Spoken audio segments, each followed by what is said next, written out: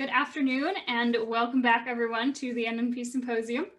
We are here this hour with Christopher McDowell talking about the hidden Betts medals. So Chris, you can go ahead and turn on your camera. There you are. So he'll be talking about some new research into the Betts medal series and revealing some pieces that have not been seen before. So we should have quite a bit of new information that is very exciting for people who are interested in Betts medals. So a reminder to the audience, if you have any questions for the Q&A at the end, you are welcome to click on that Q&A button at the bottom and send them in at any time. We'll get around to those at the end of the presentation. Other than that, Chris, you may take it away. If you need anything, I will be here. Thank you.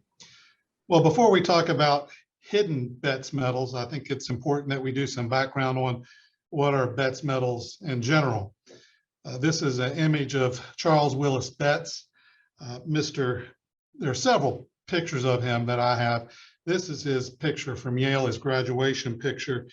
One of the things you should know about Betts is that he was extremely wealthy. And while he had 2 degrees from Yale, a master's and an undergraduate degree, and a law degree from Columbia University, he mostly spent his time doing other things. He would travel to Europe. He collected coins, medals, and furniture. He developed the Hamptons. He was one of the first people to really look at that area as a vacation spot. And he actually would buy houses just to put his furniture in that he had purchased. He did not serve in the Civil War.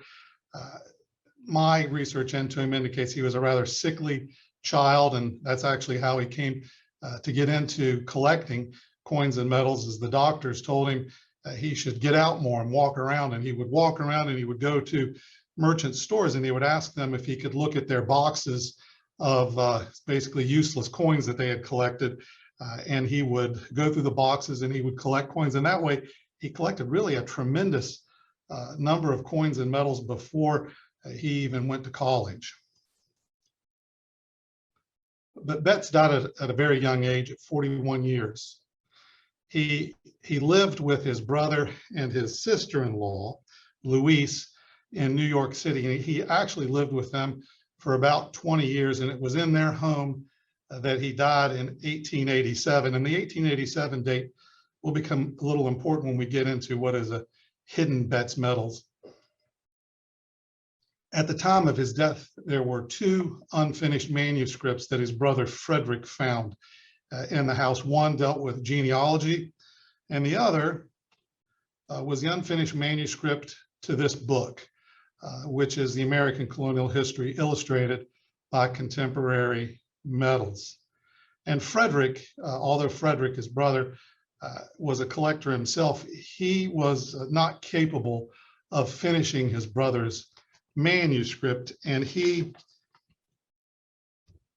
got the assistance of William Marvin, who was a Boston numismatist, the head of the Boston Coin Club, and a very well-respected medal and coin collector, and Lyman Lowe, a New York City coin dealer. And together, Frederick, Marvin, and Lowe completed the manuscript. If you look at the date that it was published, it's 1894. So it took them 7 years to finish Betts' manuscript. And while the title of his book is an illustrated history, there are very few actual illustrations in the book. It's one of the important things when we look at what are a hidden Betts medal is there is a bit of a pull between Betts, the author, and what he left in his unfinished manuscript, and the editors who came along later. And there's you see disagreements between the two as to whether a medal should be included. Sometimes Betts wanted something included and they included it just out of respect for him. And other times the editors included medals that Betts had never intended to be included. Betts obtained most of his information about the medals in the book from 2 primary sources in the first 2 chapters, that is. This is Van Loon, Gerard Van Loon's book on Dutch medals, a 4-volume series. It was published in Dutch in the 1720s and then 10 years later in French. There's Mr. Van Loon on the left. And also, he obtained it from this book on Louis XV's medals that was published in France in 1723. So a hidden Betts medal, when we look at what is a hidden Betts medal, it is going to be a medal that is listed in Betts' book on contemporary medals, but it will not have been a medal that either John Adams or John Ford had in their collection, and it will be a medal that has never been sold in the United States, or for that matter, seen in the United States or appreciated as having been or being a medal included in the book. And as we go through these medals, you'll see why there are these hidden medals. The hidden Betts medals present an opportunity right now to go out and you can collect some of these medals. Now, even though Ford and Adams did not have them, some of them are collectible. The first medal that we'll talk about is Betts 62. And this is a medal that you can tell from the question marks there that Betts editors really didn't want to include in the book, but Betts had listed it in the book. And it's a religious medal for the Indians, he calls it. And this one is dated 1682. And it has an obverse that basically has the Lady of Guadalupe on it, and a reverse that has St. Francis. And if you look at the bottom of it, it says originally struck for Mexican Indians, and then a question mark. Well, the question mark was included by Betts' editors. Betts' editors included a big footnote in the book in which they said, we do not know the precise cause which led Mr. Betts to place these two medals, which is 62 and 63, in the book. And they're unable to verify. They were unable to verify the description that Betts had provided. So this is a medal, Betts 62, that was not in Adams, not in Ford, and has never been seen before. I actually did show this medal at a previous Newman talk, and it's the only one that I have previously shown. And here it is. So if you look at this medal, it meets perfectly the description of Betts 62. It is a medal that was properly, in my opinion, included in the book. I disagree with Betts' editors entirely on this because Betts understood that what he was preparing was a history of the colonization or early American history, history of the Americas. And part of that included really the conversion, the religious conversion of the indigenous people to Christianity by the Spanish. Now, the true story of Our Lady of Guadalupe really starts in the 16th century. This medal, though, was dated 1682. The Lady of Guadalupe appeared to Juan Diego, if you know the story, in 1531. This may be one of the reasons why Betts' editors had some pause about including the medal. The date is on the obverse. If you look to Mary there to her left and right of her feet, it's split 16 and then 82 on the other side.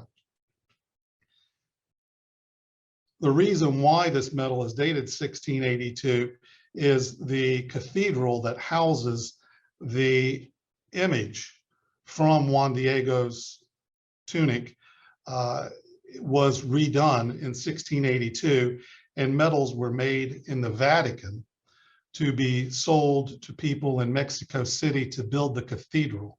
And so this is a medal that has deep roots within the Americas and is very important, significant, particularly to the people of Mexico. But it is a medal that has never been seen before. So how do we know for sure that this is the medal? We know that this is the medal because when Betts died, his will gave all of his medals to his alma mater at Yale. And I found this medal amongst the medals at Yale University attributed as a gift of C. Wyllys Betts. But it was not attributed as a Betts 62.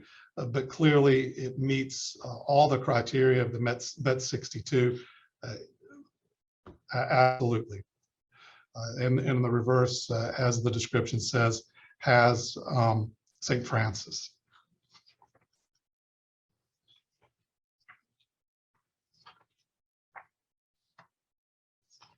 The next medal, hidden Betts medal, is Betts 65. This is a very curious medal. It has never been seen before, and when I show it to you today, you will be the first people who've ever seen this medal, absent a handful of people I've already shown it to.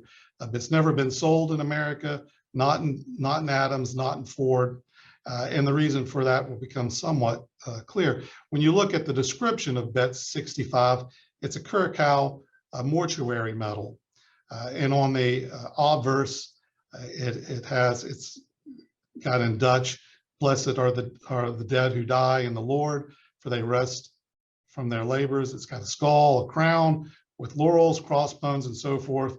And on the reverse, it is engraved to the memory of Ariana Tefeton, wife of Matthias Baudelaire, and it's dated 1687. Curacao is an island off South America that the Dutch controlled. Here is that medal. This medal was made in Amsterdam. It's the work of Peter von Abel.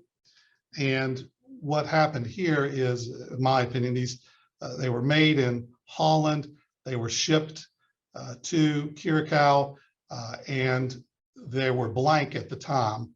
And then they were locally engraved as mortuary medals. The interesting thing about this, well, there's many interesting things about this. One is it is obviously unique. There can be no two Betts number 65s. This medal can be the one and only because the description of Betts number 65 is very specific, that it is the mortuary medal for one person. This medal is also in the Yale collection. It is accession number 2001-87-29194. Yale University does not attribute it as a Betts 65, although it clearly is. While it is unique, it is not unique so far as the general design of this medal. There were many of medals with this design, but just not with this engraving. And there is a closely associated medal that actually has disappeared. And so this is an opportunity for people to try to go find this medal. In the February 1893 sale from Edmund B. Wynn, lot 157, there was a mortuary medal that was described as Dutch mortuary medal, dated 1692, for Matthias Gherkens. That is the husband of the wife who is the Betts number 65. I've been unable to find or locate where this medal is, what happened to it. This is the only sale in which I could locate this particular medal. So it is out there somewhere in the United States. And it is the companion piece to the other medal. The Betts number 65 was also included amongst the medals that were donated to Yale upon C. Wyllys Betts' death. So that's Betts number 65. Let's take a look at it again. And it's really an extraordinary medal. The man who made these medals, they're made of silver, they're chased, and it's a very deep impression. He made them through a special process, and they're quite beautiful. There are a series of these medals made by the same person. You can occasionally find them for sale in Europe. People collect these mortuary medals.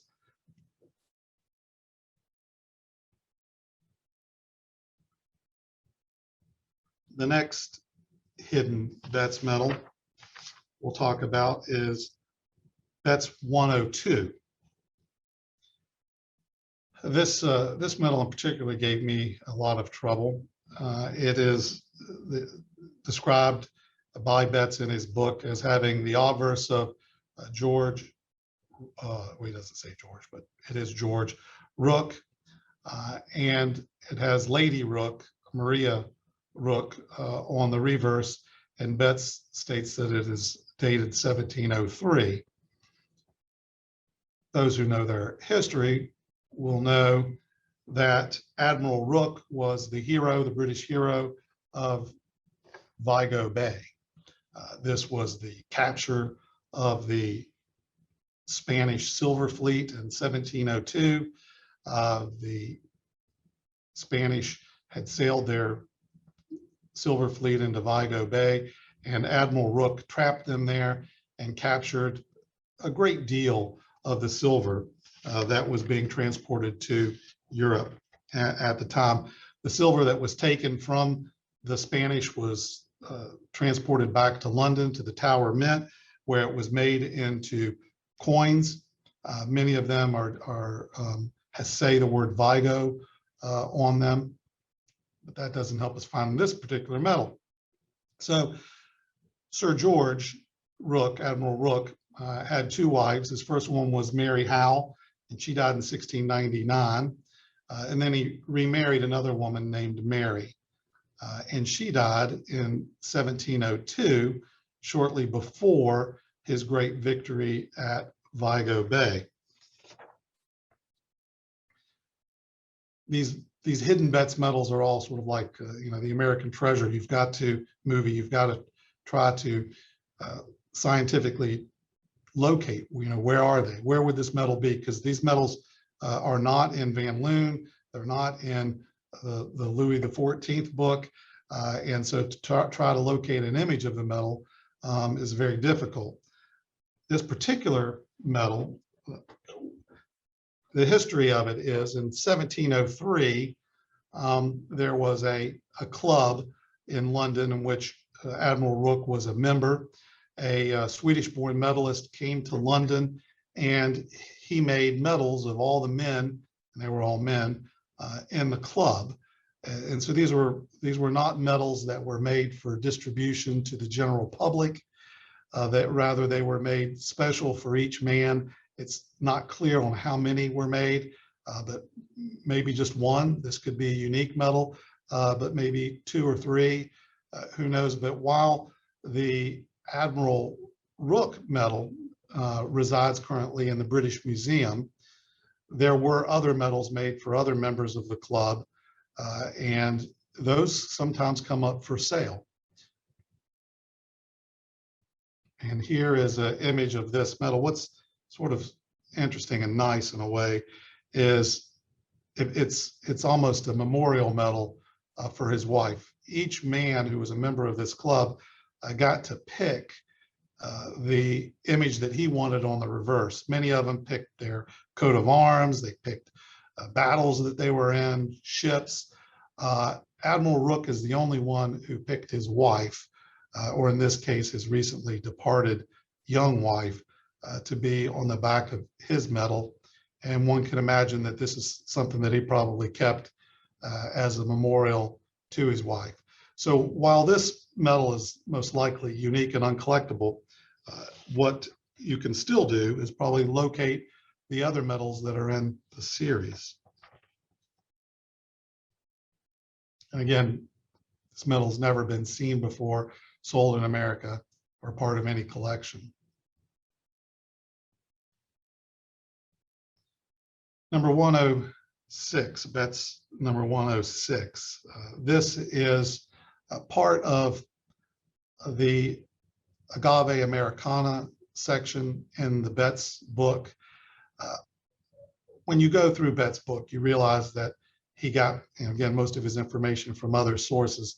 There is one section in the early part of the book that Betts did all on his own, and that is the section on this Agave Americana. The Agave Americana is it's not an aloe plant, but it looks like an aloe plant. There was lots of myths surrounding it, that it was sort of the phoenix of plants, that it only bloomed every 100 years, and that it was very difficult to cultivate. And this plant was taken to Europe initially by Christopher Columbus, but it wasn't for many years afterwards that it first started to bloom. And when it did bloom, it blooms, it shoots up a stalk that sometimes is 15 feet high. It has over 1,000 flowers, and it's quite a spectacle. And so whenever it would happen, it would be a big event. And there were a number of medals that were made that portrayed this agave americana on the back. All of which have been parts of other collections, either Adams or Ford or otherwise sold. But there's one agave americana medal, number 106, that has never been seen before, never been shown before. And this is one that involves Charles II of Sweden. He, in 1708, he was on his way to Moscow in an effort to dethrone Peter the Great. And he was subsequently injured in battle in 1709. But while he was away, an agave americana plant bloomed in one of his mansions. And like many of the agave americana blooms, it was recorded with a special medal to commemorate the event. And here it is.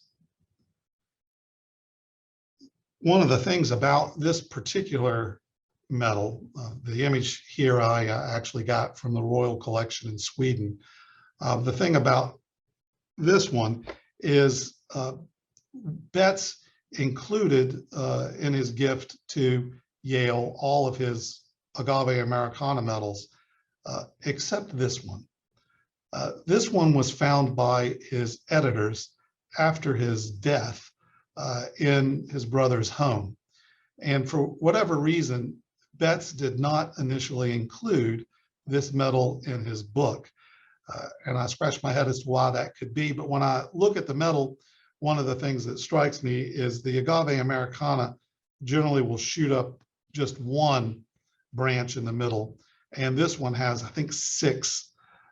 And I think that probably what Betts was thinking is that it was not an agave americana, but rather a different plant shown on the back. But the research has shown and proven that it really is an agave americana. Probably what it is 6 different plants in the same pot, all of which bloomed at the same time. But for whatever reason, Betts did not include it in his book, and his editors did. So this is one of the rare instances where his editors were right and Betts was wrong about something. One of the things about Betts here is when he tells this story about the agave americana, you're sort of thinking, well, what's it have to do with the colonization of the Americas? And C. Wyllys Betts understood maybe almost 100 years before historians really grasped the concept that of the Columbian exchange. The exchange, not only when we think of the colonization of the Americas, we think of battles, we think of the heroes, the leaders, but Betts understood that there was other things that went on, like the exchange, as we saw with Betts 62, of religion. And he understood that not only was it religion and things that came from Europe to the Americas, but there were some things that went from the Americas to Europe, including plants, and one of which was the agave americana, another of which was the potato. And some of these exchanges really changed the course of history as much as battles did.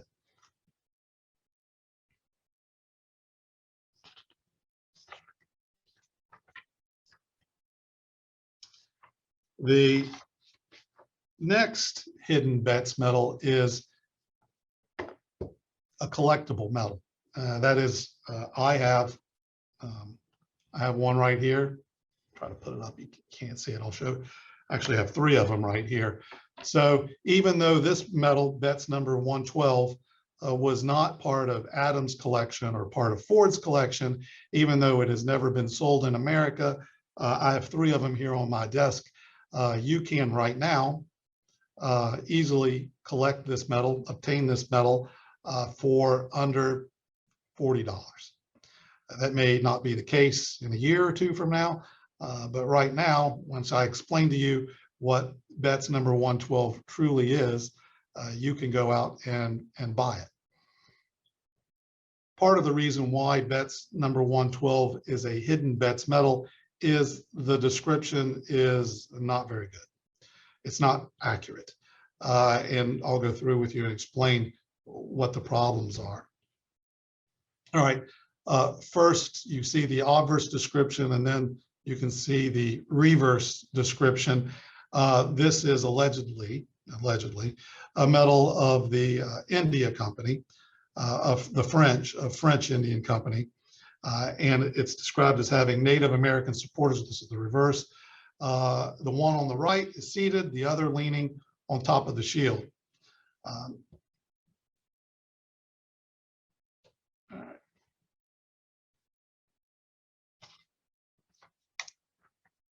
This was a metal that was not initially included in the book by Betts, and you know, I can prove that because the description of Betts number 112 comes from a book that was published, and we'll look right here, by Ernest Zay in 1892. If you remember, Betts died in 1887, and so this is a book that was included by Betts editors. This is the page where it says plums, that means leads. That is from Zay's book.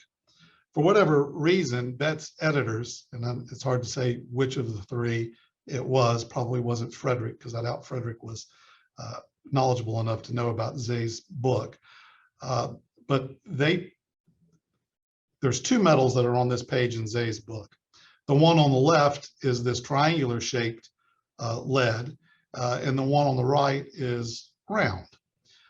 Betts editors decided that the one on the left was not a metal, but the one on the right was a metal.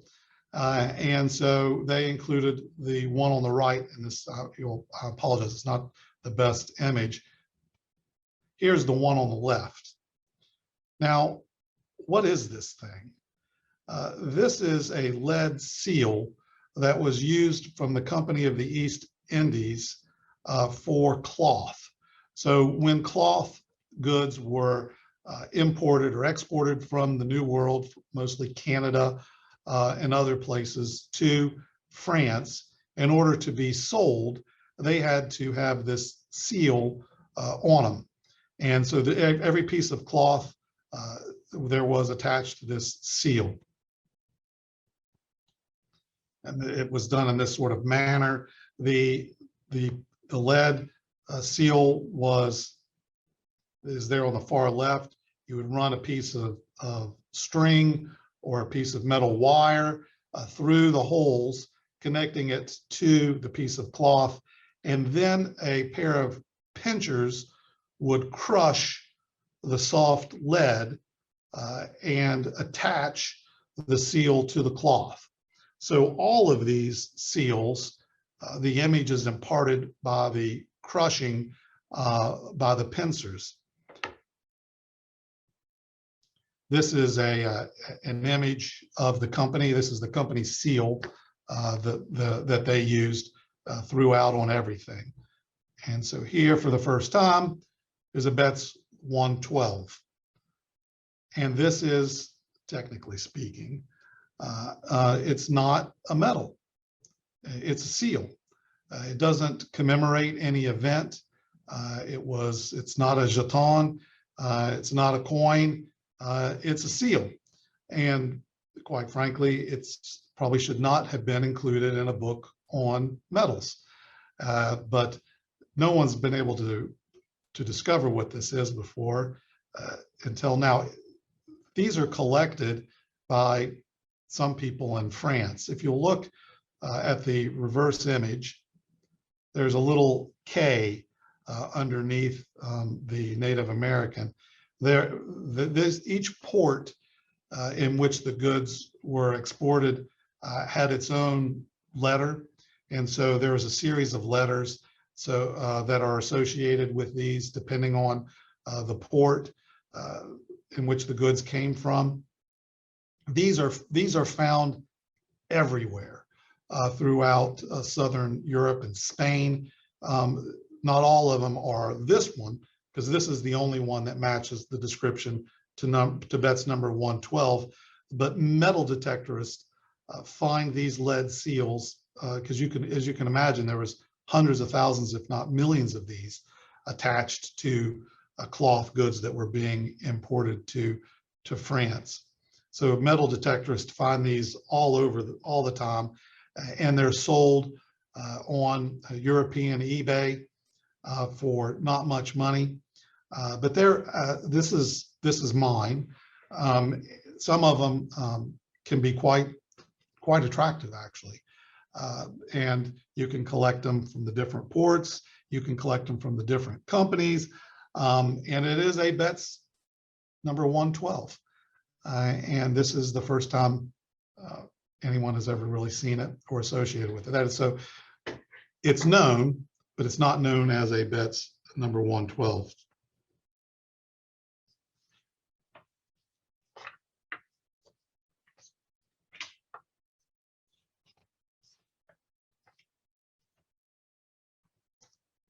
The next hidden Betts medal that we'll talk about is a Betts number 159. And this is a St. Paul's College medal. You can see the obverse description and the reverse description there. Again, not in Van Loon, not in the Louis 14th book, not in Ford, not in Adams, but I have one right here. And the key to having one is to understand what it is and to figure out the hidden sort of meaning and language of what's going on here. So the obverse has to Berkeley, every virtue under heaven. The Berkeley that's being mentioned there is the Reverend George Berkeley, who lived from 1685 to 1753. Betts got, or the description came from, now Betts could have gotten this description. I don't know if it was Betts or his editors that got this, because this appeared in publication in America before Betts died. So Betts could have included this himself, or his editors could have added it. I don't know which. The obverse of the medal is dated 1726. And it mentions St. Paul's College. On the reverse are 4 lines: God hath made all men of one blood, and that comes from Acts 17, verse 26. There it is for the first time. Now, this medal actually is also in Yale, but it did not come from Betts' collection. This image is part of the Yale collection, which I actually discovered after I figured the medal out. So the first thing about this medal is, while it's dated 1726, it was not made in 1726. And I was able to figure that out because the reverse saying was a saying from Alexander Pope about George Berkeley, but that saying, he did not say that about Berkeley until the 1730s. So that means that this medal is mentioning St. Paul's College as being incorporated in 1726, but the medal could not have been made until 20-some years later. St. Paul's College was George Berkeley's dream of establishing a college on the island of Bermuda in which to train ministers who would then minister to the indigenous people of the Americas, and also to slaves and ex-slaves, to convert them to Christianity. And Berkeley had what he believed was funding from Parliament to set up this college, St. Paul's College in Bermuda. He came to America and settled or stayed in Rhode Island, in Newport, Rhode Island, hoping to then go to Bermuda to start his college. But when he came to America, the funding dried up, people changed. So the college never, at least during Mr. Berkeley's lifetime, Reverend Berkeley's lifetime, never was established on the island of Bermuda. His dream was never realized during his life. But in 1853, a college was established on the island of Bermuda, and it was called St. Paul's College. And it harkened back to the original St. Paul's College of 1723, believing that that's when its lineage began. Slavery was abolished on the island of Bermuda in 1834, and this St. Paul's College that was started in 1853 was started to educate freed slaves and the sons and daughters of free slaves. But it only survived for a couple of years on the island before it was shut down because the whites on the island did not like the idea of educating former slaves. And so this medal, even though it's dated 1726, actually was produced around 1853 or 1854. And in my research into the medal, I discovered about 4 of them. There is one in Bermuda now in a museum there. There is a collector in Bermuda who has a very damaged one. There is the original one that is probably still in the California library in California, which I was unable to unearth, but I believe it is still there. There's the one in Yale, so I guess this is 5, and there's the one I have. So I was able to find one of these.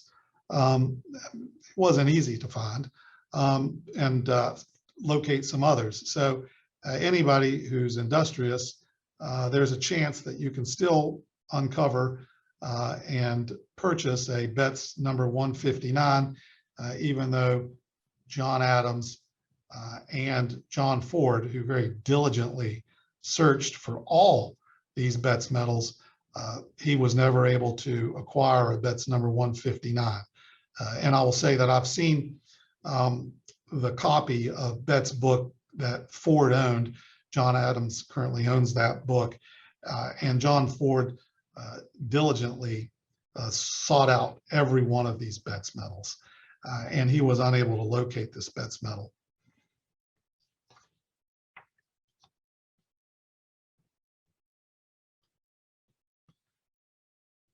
The next 2 hidden Betts medals both relate to the same person, and that is Pete Hine, Admiral Pete Hine, who is a hero of the Dutch. When he has a wonderful story. When he was a young boy, he was captured by the Spanish, forced to be a galley slave. Eventually, he was given his freedom. Then he fought against the Spanish. The Spanish captured him again, made him a galley slave again, this time for life. He was able to escape again, became very wealthy as a sailor, then was given a commission in the Dutch Navy, and he hated the Spanish with a passion. And he decided that what he was going to do was capture the Spanish silver fleet. And he was given a small Dutch force within which to do that. And he was successfully able in 1628 to capture the Spanish silver fleet off the island off Cuba and bring it into Holland, which was a spectacular victory. The money that was raised from the silver and gold and other valuables that were in this Spanish silver fleet funded the Dutch army in their war against the Spanish for an entire year. And Admiral Hine, he did more than that. He was just a tremendous, tremendous admiral for the Dutch. So the first one is this Betts number 27.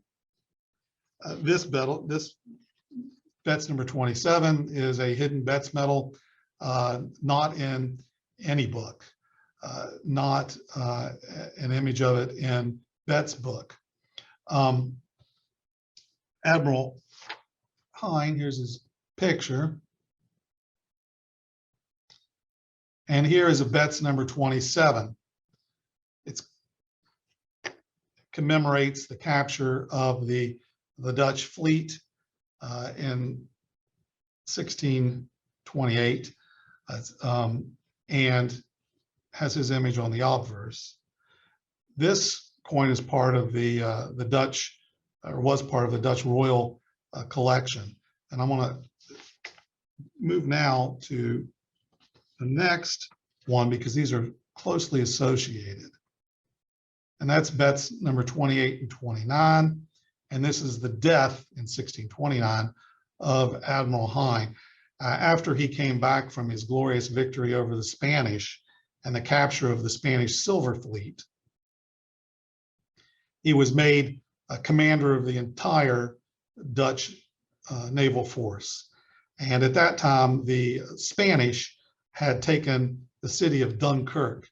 Dunkirk was considered sort of a fortress that could not be taken, at least from the sea, because of its defensive positions.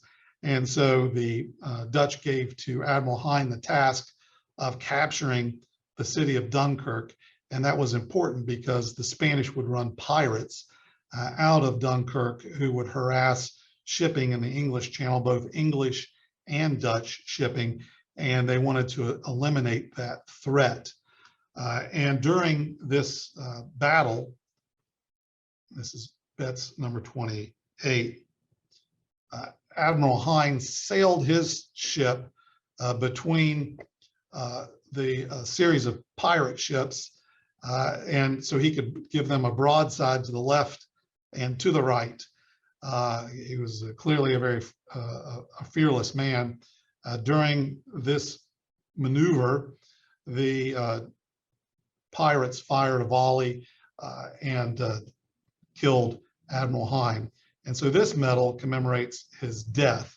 It is silver, it's cast. The central image on the reverse is engraved. Those ships in the center and the ships to the top are engraved. The description that Betts has in his book has a date on it on the reverse, which doesn't appear on this medal. There are other medal descriptions of this medal too that are different. That is, I think that when they engraved it, not all the engravings were identical one to the other in the central device portion. And this is a very rare, as is the other one, medal. But these, I have a very strong feeling that these are floating around Europe and people don't understand or appreciate the significance of these two medals. And so an astute collector, somebody maybe goes to Holland, these are out there to be found. This medal is out there to be found somewhere. It may not be precisely exactly like this image, but it will be substantially close to that. At least the parts that are cast will be the same. And so that concludes, at least for now, this section of hidden Betts medals, never before seen or collected or sold in America Betts medals. And if Leanna wants to, I see we've got at least one question, maybe more, come back on and we'll go through some of the questions, and glad to have a further discussion. Alrighty, sounds good. Then Chris, if you could just go ahead and hit that stop sharing button at the top of your screen, it's red. And people in the audience, feel free to click on that Q&A button at the bottom and type in any questions you may have. For now, we've got some in here. What got you interested in this line of research? Well, the thing that initially got me interested was I had a Betts medal, and I have the book. I have an original copy, and I have a later reprint of his book, and I was looking at the descriptions, and I realized that even though it's called an illustrated history of Betts metals, that probably 1 out of every 10 metals in Betts' book are actually illustrated. And the metal that I was looking for was not illustrated. And so you look at the description in Betts and you try to think, well, is this really that metal or not? And so I felt that it was important that somebody actually illustrate every metal that was in Betts' book. And so that's what I've been doing for the past couple of years. So that's what got me interested in it. Was really, and then as I went through the book, I realized, well, there's a lot of mistakes in this book. I haven't discussed it, but there are many metals that just don't exist that Betts includes in his book. The hidden Betts metals that I've discussed actually do exist, but there are other Betts metals that don't exist. And so they're uncollectible for that reason. Mm-hmm. So as you kind of touched on from this person, the Betts book clearly needs updating. Do you know if anyone is working on this? And if so, when might an update become available? Yeah, I have prepared a book that has been accepted by ANS that's currently in my first volume of my book. It's like 340 pages.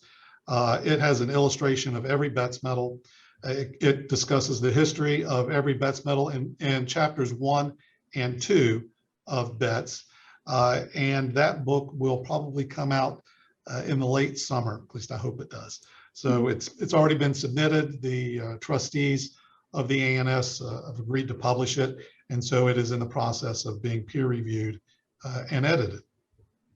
All righty. Let's see, fascinating detective work. Congratulations. I was curious if you were aware of other versions of the Lady of Guadalupe medal. I have one also dated 1682 with a different reverse, the Archangel Michael rather than St. Francis.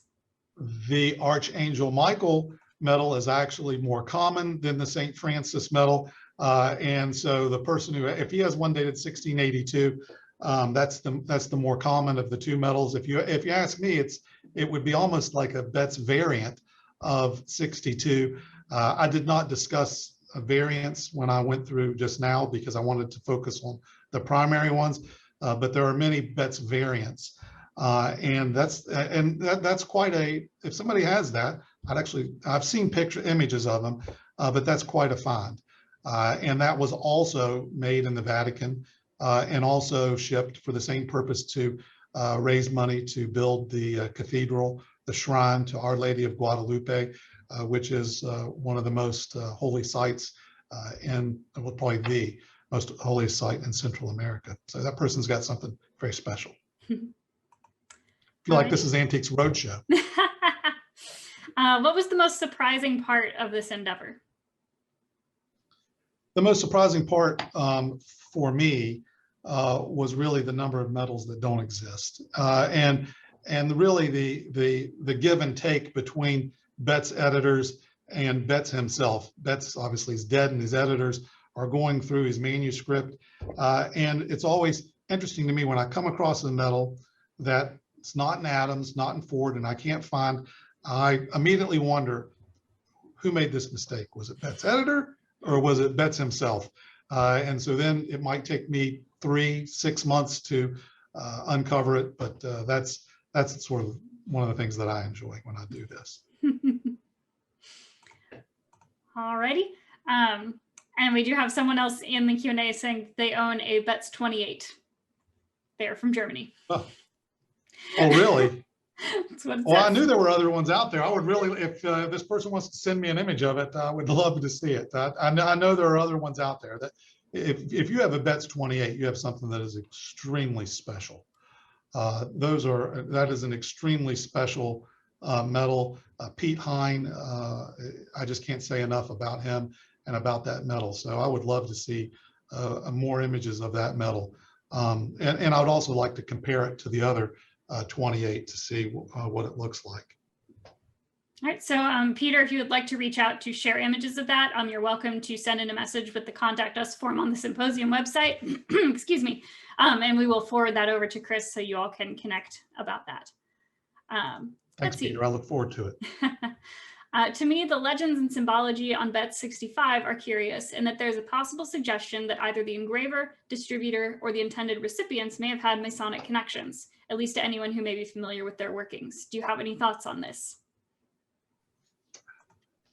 Well, I would have to look at my manuscript to see if I have any thoughts on it. You want to give me just a second? I can. Betts 65. I assume you can't see what I'm looking at. We cannot right now. Okay, that's fine. Okay. Let's see. While he's working that, if you have any other questions, go ahead and send them in. And we will take a look at Betts 65. I'm trying. That person would like to point out particularly the skull symbol of the use of the word labors. All right, so he thinks that it's Masonic. Yes. It very well could be Masonic in nature. The hourglass on top of the skull's head with the wings, I think that, it probably stands for, that time flies. You better live right because your days are numbered.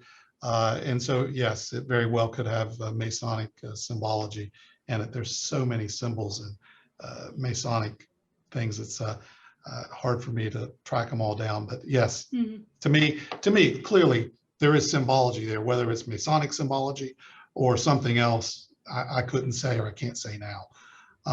But yeah, those are very interesting metals. And again, there's some that are very similar, made by the same man. They go for probably the equivalent, depending on what they are, of about $850 to $2,000 US when they come up for sale. And people really love them. They're very special. Mm-hmm. Anything else, Leanna? Do you have any favorite Betts medals? Yes. My favorite Betts medal is the Scottish medal, about the Scottish people who settled in Panama and had a disastrous affair. I think that story of the Scots, who you don't think of as explorers, and the Scots as settlers, and their settlement in Panama, that turned just total disaster, and the reasons why. That medal, if I could have one Betts medal, that would probably be the one that I would want, even though there are other medals that are more valuable. Maybe it's because my name is McDowell and my people come from Scotland, but I like that medal the most. All righty, it looks like that will wrap it up for our Q&A. Chris, do you have any final words that you would like to share before we hop off? Yeah, I would, and that is that there are many people who don't get into Betts medals because they think they're all very expensive, and that is not the case. There are a lot of Betts medals that have a very strong history behind them that can be obtained for under $250. You just have to, and in good condition, not environmentally damaged metals. And like I told you, I got these Betts 112 that Adams and Ford didn't have. I got them for about $30, $40. So you can collect Betts medals and you can enjoy the history.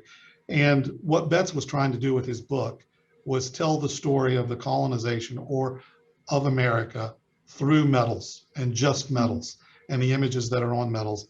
And I think he did an extraordinary job. Thank you, Leanna. All righty, thank you. And thank you so much for taking time out of your day to come join us and share some of your excellent research. Everyone who is watching, thank you for tuning in. We do have 2 more presentations coming up this next hour. We've got Chris Nuzell talking about some of the nation's earliest congressional medals, as well as Michael Weiner talking about tokens and medals of the Wild West. So we've got plenty more medals happening this afternoon if you're interested in other ones as well. And that will wrap us up for this hour. So thank you, everyone.